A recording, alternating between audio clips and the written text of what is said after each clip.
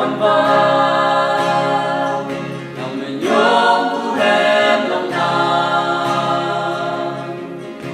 nàng nghe gần người xem không gặp nàng nghĩ cả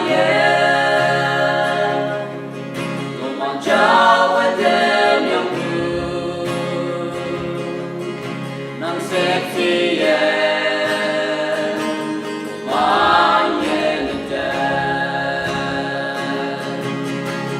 Jesus.